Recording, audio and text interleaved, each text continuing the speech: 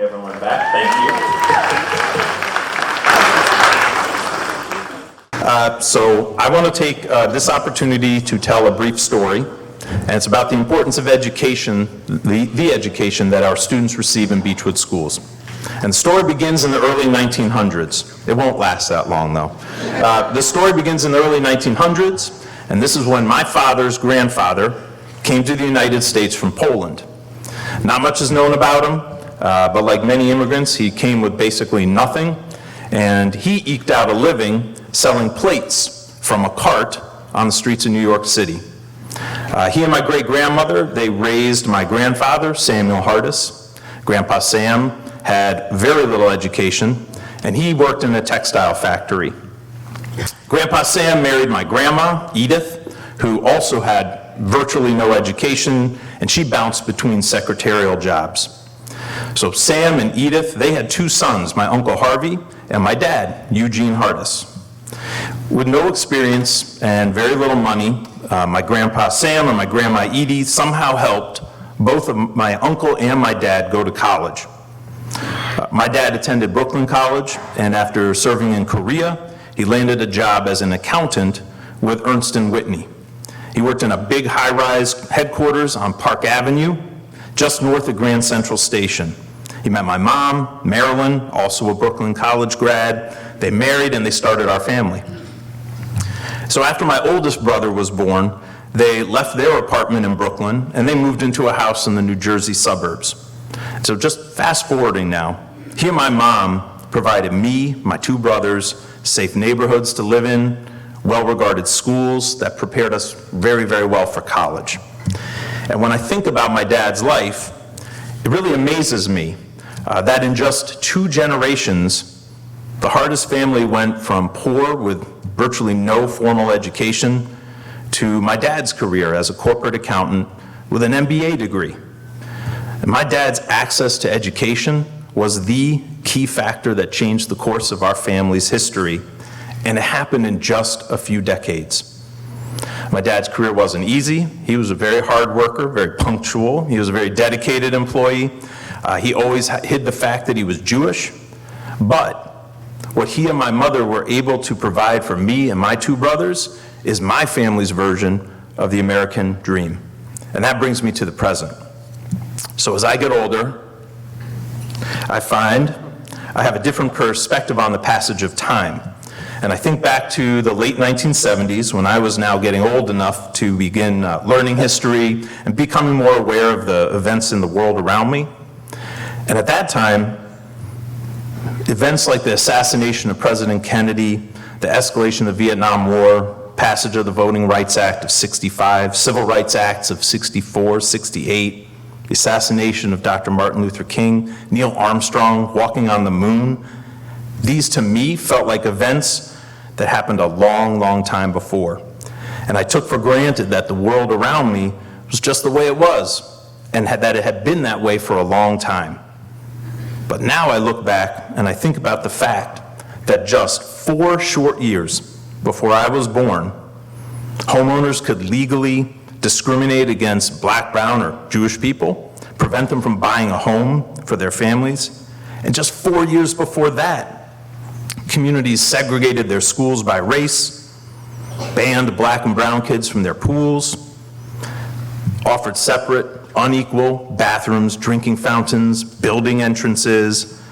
Disabled children had no protections at all under the law, and their schooling looked nothing like what we know it to look like now. So whether it's my dad's life story or the momentous events that took place just before I was born, what strikes me is the idea of how easy it is to take for granted what we experience, to understand it as just the way things are and the way things have always been. But nothing could be further from the truth. I know it took courageous, hardworking, and inspiring people to shape what we experience now, and that brings me to all of us who work in public education. Understanding the difference that education can make in a person's life and the impact that it can have on generations of a family, that's what drove me as a teacher, then an administrator, and it's what drives me as a superintendent. I want our school system, I want Beachwood schools to provide the best education possible to every Beachwood student, no matter their background, beliefs, or ability. This is the opportunity that was given to my father, and each of us has that tremendous power to change our students' lives and that of their families, maybe even for generations. And it's really humbling to consider that. So as we start the 23-24 school year, I ask you to join me in keeping our sights set on helping our students achieve. We really have an amazing parent community behind us. They trust and respect us. They are rooting for us. And you earned that trust and you earned that respect because you put Beachwood kids first, and the results just show in so many, many ways. Beachwood parents want the same things that you want for your children, and that my dad and my mom wanted for me and my brothers. They want your expertise, they want your care, they want your discipline, and they want your inspiration. So thanks for listening to my story. I hope you all enjoyed the experiential learning excursions today. We hope you learn a lot, we hope you have fun, and we hope you enjoy the fellowship with your colleagues. I'm sure that you will. Have a great start to the school year. Please welcome Megan Walsh, our board president. She's up next. Thanks very much.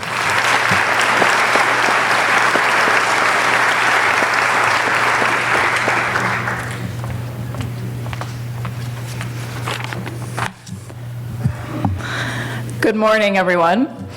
It is such a pleasure to be with you today. I am so excited for this day and the school year ahead. I promise to make my remarks brief. I know you're all on a strict schedule, and I start a new job in 46 minutes. So please forgive me when I sneak out the door over there. So as I've been preparing for this new job, in every conversation I've had with my supervisor, he talks about magic. No, I am not giving up social work to be a magician. He's talking about connecting with students and creating spaces where they feel like they belong. And that makes me think about what each of you does every day to create that magic. I know it's hard to come back and make magic after a too short, fun-filled summer. Maybe you're feeling ready to begin the new school year. Maybe you're feeling like you need another week or 5 of summer. I completely understand and reserve no judgment. Though I have to tell you, 99% of the parents I've talked to in the last week cannot wait for school to start.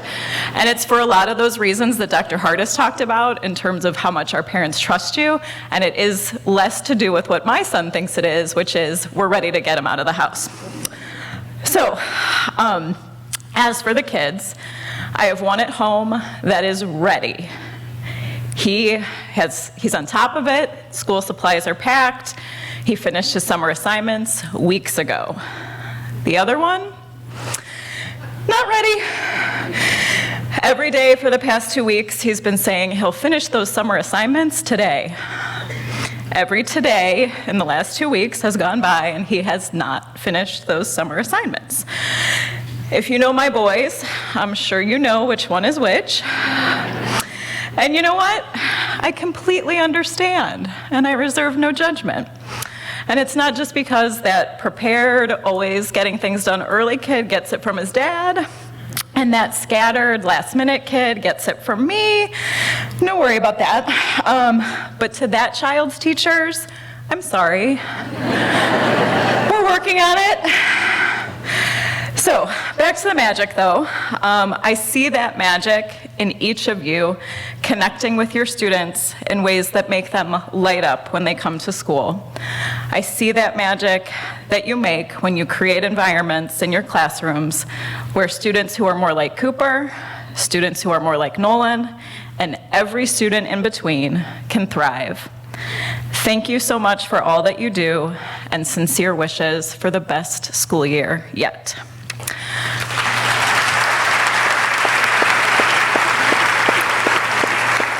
Next up, we have Dr. Ken Vion.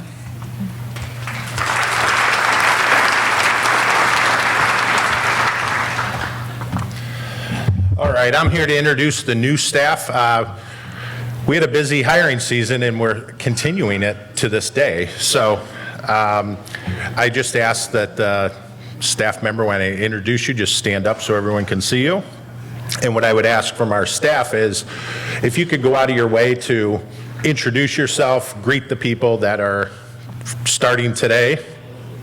Some people might have started a month or two ago, but for the most part, a lot of people are starting new today. So first up is Dolores Becker. She'll be teaching Spanish at our elementaries. Neil Bennett, our Director of Operations.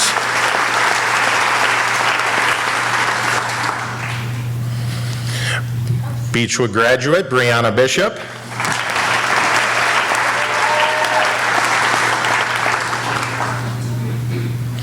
Christina Brown, 4th grade ELA. Matt Brown, treasurer.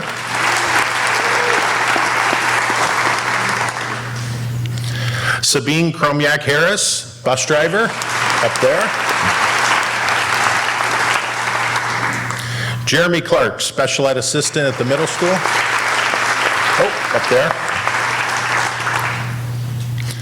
Devontae Coker, bus driver. I don't see, oh, over there. Ashley D'Amico, intervention specialist at the preschool.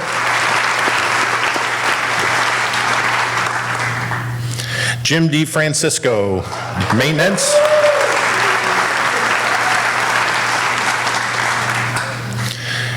Beachwood graduate, Sari Doyle, intervention specialist at Hilltop. Stephanie Gaspar, driver. Taylor Gardner, special ed assistant at Hilltop. Up top. Alexis Gray, science teacher at the high school.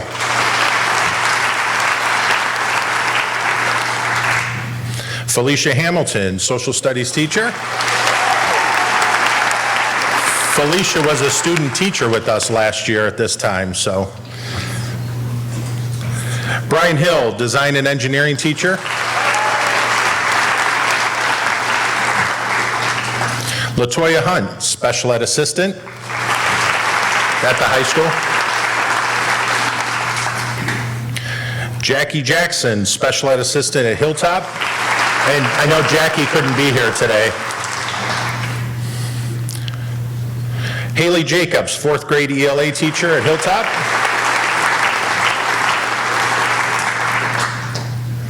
Lauren Johnson, mechanic.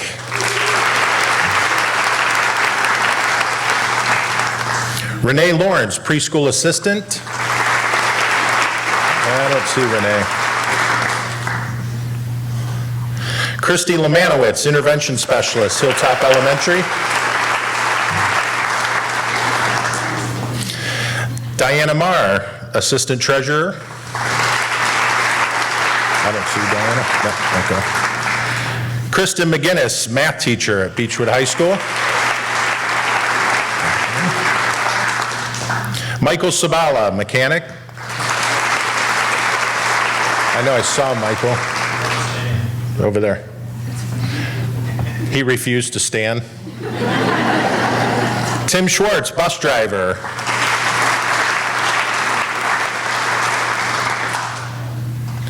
Tracy Stanford, bus driver.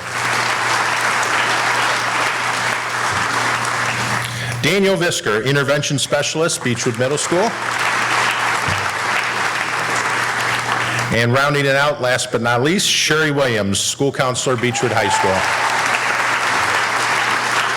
So again, if you could take a minute to introduce yourself throughout the day, tomorrow, this week, and make sure all of our new staff feel welcome and learn from your experience in Beachwood schools. So thank you. And next up is Mr. Tony Shritai for our Crystal Apple.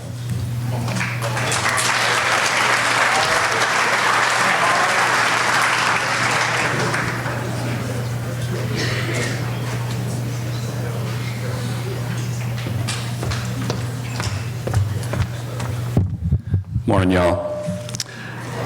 My name is Tony Shritai, and as principal of the middle school, I have the honor today of presenting the Crystal Apple to a most deserving classified staff member.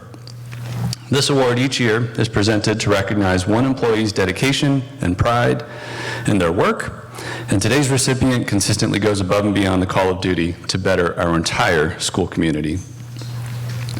Now, for those of you unfamiliar with the process, the selection of each year's winner often involves intense debate amongst our district's administrators.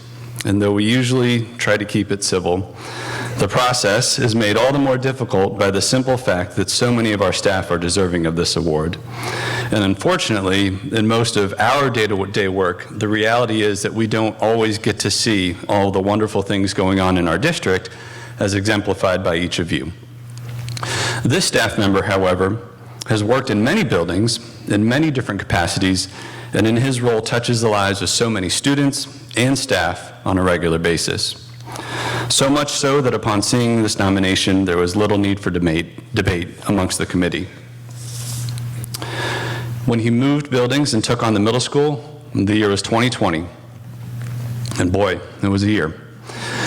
But he joined our team as the true embodiment of dedication, hard work, and the very spirit of service. We often overlook the incredible efforts that go into maintaining the environment in which our students work, learn, and grow. The halls we walk, the rooms we gather in, and the spaces we cherish would not be as welcoming without the meticulous attention and care provided by today's winner. The work of his team may occur behind the scenes, late at night, or behind a snowblower at 5 a.m., but its impact is profoundly felt in every corner of our building. In 2020, he received the PTO's Beaming Bison Award, having been nominated by a staff member with the following message. He always cares about the students and staff members. He greets everyone with a warm welcome every day, and he will help anyone with whatever they need.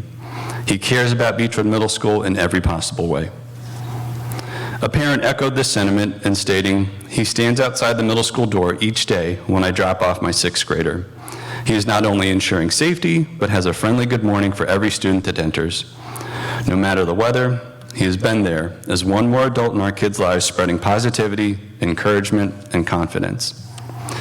Please join me in celebrating from the bottom of my heart this staff member for his unwavering dedication and the positive impact he has on us all. Congratulations and thank you, Danny McVeigh.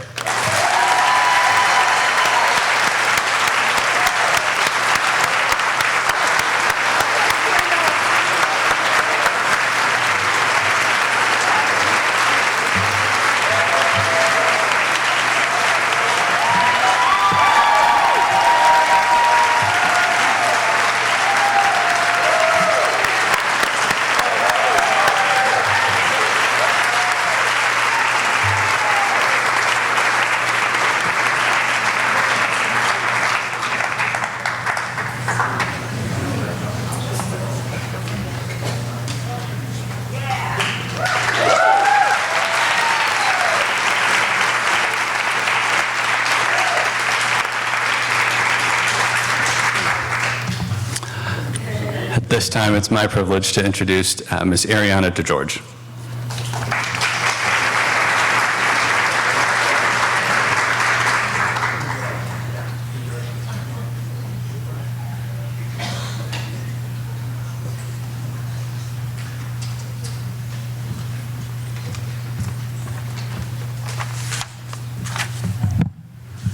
Good morning, everyone, and welcome back. It's so nice to see all of you.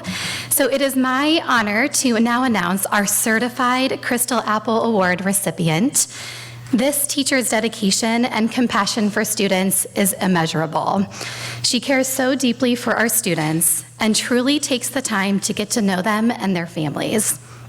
One of her nominations stated that she is one of the warmest people they know. She is so caring and compassionate. She knows every student in the district and always goes above and beyond to attend things outside of her contracted day. It is so nice to see how kids react to seeing her at a sporting event or the art show. They all love her. It has been a true pleasure working alongside this teacher. The positive impact she shows is incredible. It's hard to not have a smile on your face when you're in the presence of this teacher. She is extremely deserving of this award. So please join me in congratulating Chunny Han as our Crystal Award recipient.